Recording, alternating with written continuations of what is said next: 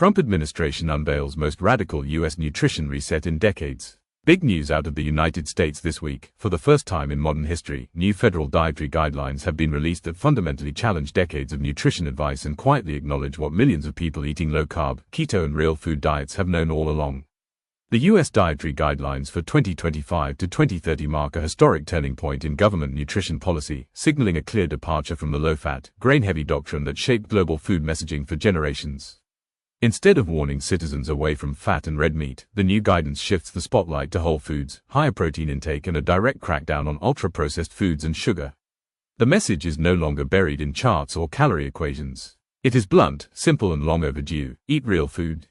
For decades, fat was painted as the villain. Red meat was labeled dangerous, butter was replaced with spreads, eggs were restricted and supermarket shelves filled with low-fat products that promise better health while quietly fueling rising obesity, diabetes and metabolic disease. As fat disappeared from plates, refined carbohydrates and industrial food products took its place, and chronic illness became the norm rather than the exception. Now, in a stunning reversal, official U.S. guidance openly embraces foods that were once demonized, including red meat, full-fat dairy, eggs and traditional fats, while placing responsibility for poor health outcomes squarely on ultra-processed foods and added sugars. Protein now takes center stage, no longer treated as a dietary afterthought but as a foundational requirement for metabolic health, muscle maintenance and satiety. The guidelines recommend significantly higher protein intake than in previous years, including from animal sources, and even the long-standing food pyramid has been turned upside down. Grains have lost their privileged position at the base, replaced by protein-rich whole foods, healthy fats and nutrient-dense options that resemble real meals rather than factory formulations. This shift alone represents one of the most dramatic changes in public nutrition messaging in living memory.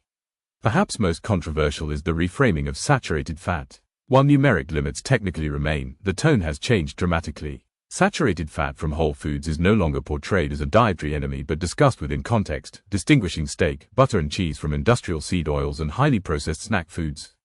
In other words, the source matters. This marks a clear break from decades of advice that lumped all saturated fats into a single category of harm and encouraged their replacement with refined carbohydrates and processed alternatives.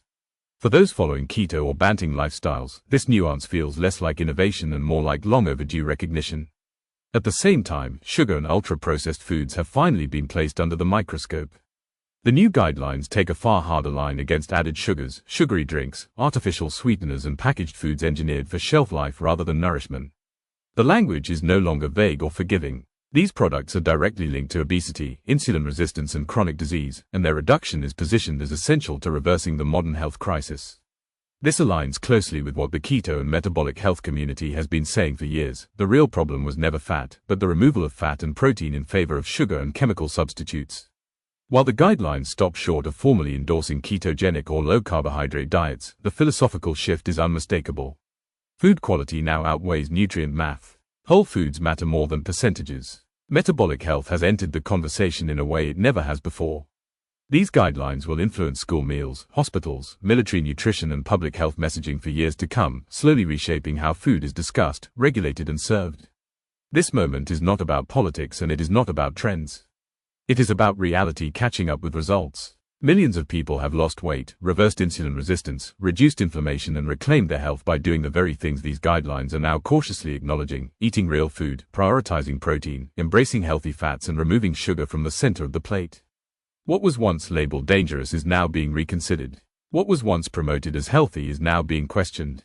The nutrition narrative is changing, not because opinions shifted, but because the outcomes became impossible to ignore. For the keto community, this is not just news. It is confirmation.